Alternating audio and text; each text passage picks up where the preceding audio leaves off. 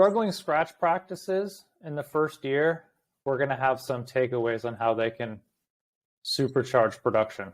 The Dental Brief is brought to you by Omni Premier Marketing and the amazing guests who bring wisdom and advice that you can put to use to take your business and practices to the next level. Find us on Facebook and join the conversation.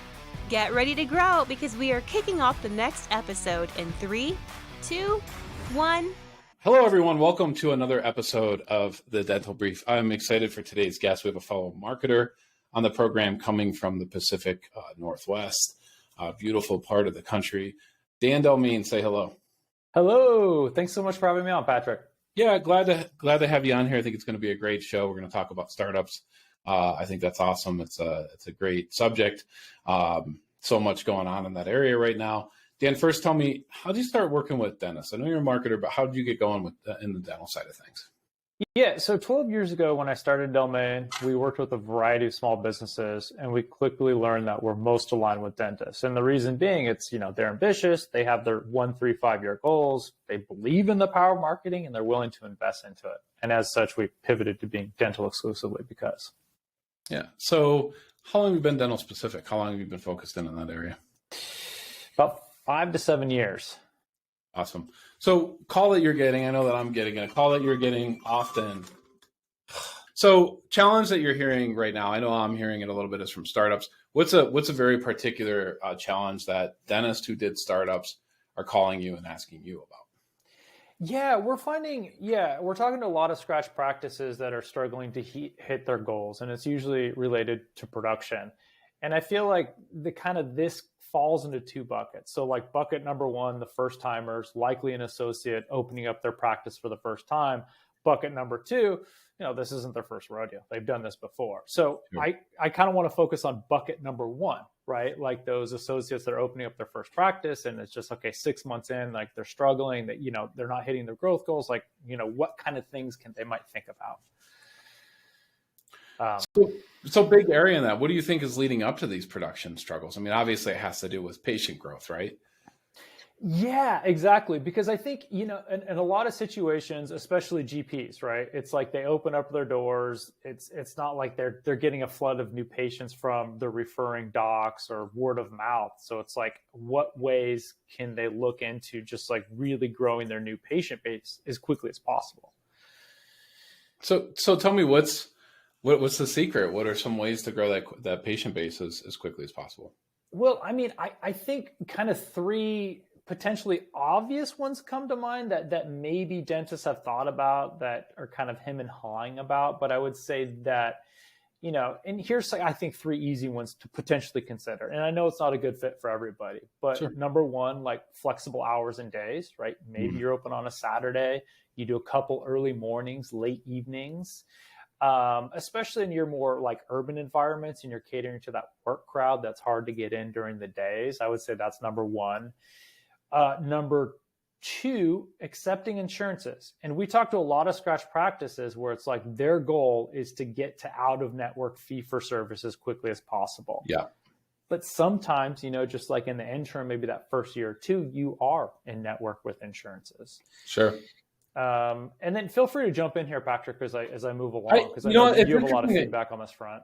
It's interesting that you say that, because it seems like in the marketing realm of things that fee for service is the golden goose, right? That's where everybody wants to get to. That's that's where the rock and roll. We've had people on our show recently that are like, hey, you can kill it with insurance. You can do it incredibly well with insurance. And I'll tell you, as much as insurance has its problems, as that dentists struggle with, it is people coming in with partial payment or sometimes even full payment for your services at a discount. And I think for most businesses in this country are sales organizations. Dental practices, I think, are sales organizations, right? If you need money to survive, which is literally every organization on the planet, you need sales.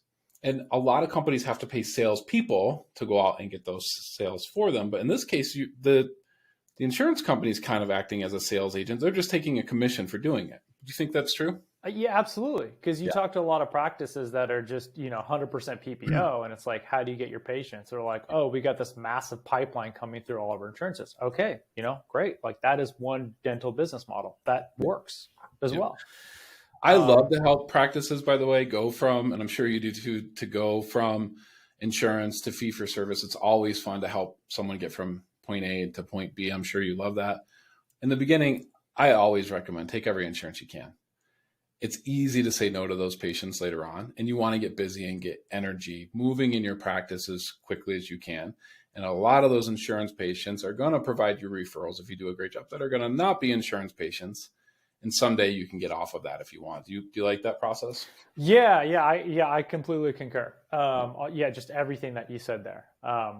And I would say just a third thing, and this is a little bit more controversial. I don't know if you have this conversations with your partners, but offering a new patient special, right? And I know that sometimes this will rub dentists the wrong way, and we don't always recommend it. Like, you have your fee for service dentist, advanced treatments, like that kind of thing. They're not really focused on like hygiene and bread and butter.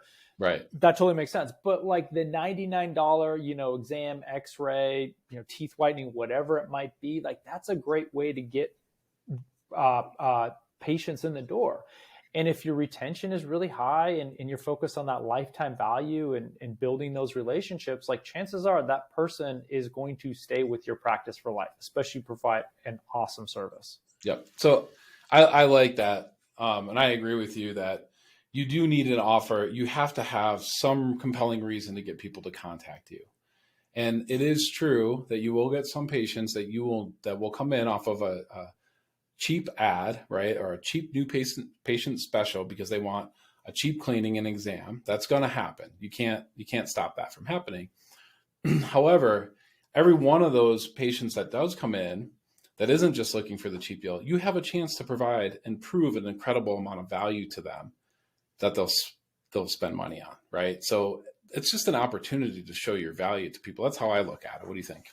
Yeah, I completely agree, because I mean it's essentially yours to lose, right? Like they come in because they're looking to likely establish care, and so your job is to make sure that you don't give them any reason to go anywhere else, right? If I was a dentist and I called your agency and said, hey, Dan, listen, I only want people that want to spend a ton of money on dentistry to come into my practice. So can we run an ad that is a new patient special for $999, cleaning, x-ray, and exam for $1,000, or even, I want even wealthier people. Let's do it for $5,000. How many wealthy people are responding to that ad? I'm going to give you a goose egg there, Patrick. Yeah, right. No one's going to look at that and go, wow, that's a great value. That's a great deal, right? So you can kind of see how ironic it is to think that, hey, only people without money are going to respond. Yeah. Give me another one, Dan. And we're kind of going to go bonus round here a little bit, because I think those first three are just like every dentist, it's like, I've thought about these. But, both in our worlds, as we think about online marketing, and what we often recommend is typically with scratch practices, ambitious new patient growth goals, like let's hit paid ads pretty hard, like Google, Facebook, Instagram, whatever it might be. And one of the things that we found kind of a potential low-hanging fruit opportunity is really marketing to emergency patients. We've had a lot of success with this for scratch practices looking to grow their new patient base. And I think that sometimes emergency patient searches potentially get flack for being kind of like, oh, they're going to be in and out with this one treatment and on their way. But we found the opposite. Like emergency dental searches that click on ads, that come into the website, that book that consult, like they're awesome long-term fit patients. Yep. I don't know what's been your experience on that front. It's going to depend on the dentist, right? It's going to, right? Some dentists are going to take that emergency case and turn it into a great opportunity, and some are not, right? So it's literally a case by case basis. I see it. I think there is a great opportunity in that. We know that 35% of people right now have some type of treatment that they need going on inside their mouth. And I think there's some people that aren't thinking about the treatment that they need. They don't have anything visible. They crack a tooth, they call a dentist, and all of a sudden the dentist is like, hey, yep, we got you fixed. You're out of pain. You're good to go. And by the way, you need this, this, and this. and they drop another $12,000, right? They just never knew that they needed it until they had this emergency. I'm with you 100% on that, Dan. Yeah, I would say just the last one that comes to mind is serving the non-English speaking population, whether it's Spanish, Russian, etc. We often find like these are underserved communities from a dental standpoint, and kind of building marketing and messaging and targeting those type patients are great. And also like just kind of going back to maybe this reoccurring theme, it's like avoiding kind of those kind of transactional patients and focusing more on like really strong lifetime value that are going to be frequent in your practice indefinitely. We find that the non-English speaking patients are just great just in terms of LTV as well as treatment acceptance. So that's another often kind of neglected opportunity that we see. What are your thoughts on that front? I think it just depends on cities, right? It just depends on geography. I think the one thing about a lot of different groups like that is they have tight communities. And if you can get into that community, you can become a hero, and you can certainly see a ton of referrals because like you said, they're not being served. They're not oftentimes being catered to as much. I will tell you, I tell people this all the time, that radio and dentistry doesn't seem to make a lot of sense. However, it doesn't in most cases, except for one area. And again, this depends on demographics. We're here in Colorado, and every state is different. But if you go by any job site here, if you go by any housing development all summer long, you're going to hear Spanish radio playing, right? And this is a community that pays in cash, that has children, that takes care of their children, that takes care of their health needs. And frankly, right now, you're making a really good career if you're building houses, right? If you're swinging a hammer on a job site. So great opportunity there. I've seen people do incredibly well with it. And also some of those types of radio stations, like Spanish radio, really inexpensive to advertise on. And you'll be the only one there. So you'll be the only dentist there. So in pediatric dentist, same thing. Great place to advertise. So yeah, 100%. Give me another one, Dan. I've kind of exhausted my list, but I'll think of another one on the fly. But I want to turn things over to you, Patrick. What ideas do you have on this front? I mean, I can't give you all my secrets, Dan, right? And I'm kidding. I'll tell you anything. I think the biggest challenge that I see with startups is the process up until the startup is too easy. And so it gives people the thought process that, hey, this is going to be easy all the way through. The bank loan was relatively easy. Finding the real estate was easy. Getting the build out, depending on where you're at, was kind of easy. And it just feels like it's going to be easy. And some of the people, not all the people, of course, but some of the people are like, yeah, this is going to be great. You're going to open up this practice and you're going to have all these patients. And, they're rah. Then the practice opens and then they don't know what to do. Right. So, and then the patients aren't quite there. So the one thing that I tell when we talk to startups or potential startups, the one thing I tell them is from day one, gather the contact information of everybody that you come across. If you go to a farmer's market, which are awesome places to find patients. If you're not aware of this, Dan, it's amazing. I've seen dentists pull 30 patients out of a farmer's market. That's a first. That's excellent. Yeah, do a spin to win, set up a booth there. It costs you $100, right? Put your banner up, put the spin to win and give something away, right? Something of value away. Get a raffle for something kind of value, and then collect those names, right? And I've actually had dentists, one of my favorite practices that I work with, she actually was booking appointments at the event. She brought her laptop, people would come up, do the spin to win, and then she'd say, when was the last time you went to the dentist? When can we get you booked? Right? So you think about it, if you do 8 farmers markets and you pull 20 to 30 patients out in a summer, that's a good amount of patients, right? And community-based, right? You're out in the community. Even if people don't come up and book that day, they're seeing your branding, they're seeing your imaging. And typically, those types of people are loyal people. People that shop at farmers markets are loyal and are going to send you referrals. What do you think about that? Yeah, no, I think that's just kind of near and dear to my heart. Like someone who's just really hustling, boots on the ground to make their business work. And side stories, and I don't definitely empathize with that, but I'm not going to tell about my upbringing. But absolutely, I mean everything you just said. But actually, I want to pivot here because given your line of expertise, I want to see if this is something that you have seen as well, and because we often see it at Delmain. So, like, okay, here's the scenario: it's a scratch practice. they've been open for 6 months in terms of like their website and their digital marketing. Like they went with either they did it DIY or they went with kind of maybe like a more of a fly by night agency. And then 6 months later, they're like, why isn't any of this working? Like, what mistake did I make? Right. Yeah. So that's a great scenario. And there's also a lot of companies out there that are, like you said, do it yourself. We got Wix or Squarespace, right? These types of platforms, or they use the company that has a heavy template. Like, here's your website and it's $299 and you're good to go. Right. And it doesn't work. I think the toughest part is getting your mindset. And I'm glad you asked this, that you brought this up, is getting your mindset to understand just because you're spending $300 a month and it doesn't work, doesn't mean that spending a lot more than that won't work. And that's kind of the mentality. Hey, I already tried spending 300, didn't work. Why would I spend 1,000 or 2,000, right? And if you think about that, if I went into a dental practice and said, hey, my mouth hurts, and you looked at it and said, oh yeah, you have a cracked tooth. And I said, well, the last time I had a cracked tooth, I found someone to fix it for $100 and it still hurts. I'm not spending $2,000 for you to fix my cracked tooth. They'd be like, you're crazy, right? Wouldn't make any sense to them. So I think that you look at the track record of who you're talking to, talk to some of the customers, make sure that there's a strategy-based plan. I use this all the time. I'm in and out of the gym. My weight's always up and down, Dan. So I like to say this, if I told you, hey, I want to get back into high school shape, and I ate a salad today for lunch, and then I went to the gym on Saturday, 3 months from now, I'm not going to be in high school type condition, right?